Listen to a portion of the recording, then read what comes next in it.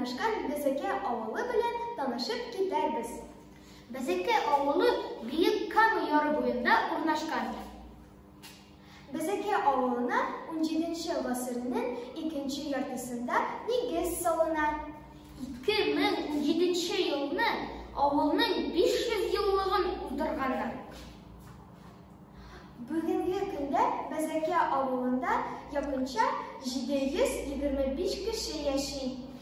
Авыл халкы бик бердәм һәм елда Сабан туй, Карга боткасы һәм бәләкәй генә бәйрәмнәрне бергәләшеп уздыралар. Авылда шулай ук мәктәп һәм балалар бакчасы эшләп килә. Безекелеләр Россиянең төрле почмакларының тоналган галимнәр, хәрбиләр, педагоглар, җитәкчеләр белән горурлана алалар.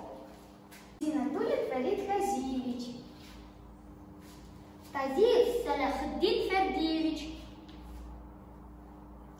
Гамезиддинов Марсель Гейфанович, Гимранов Заки Закирович, Гейфанов Мулаян Бектимирович, Тазиев Рифкат Мингазович,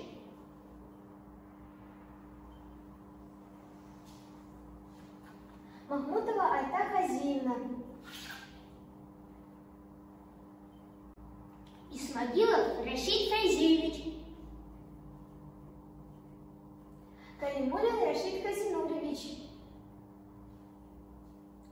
Гимазетдинов Мөнәвир Хаматович.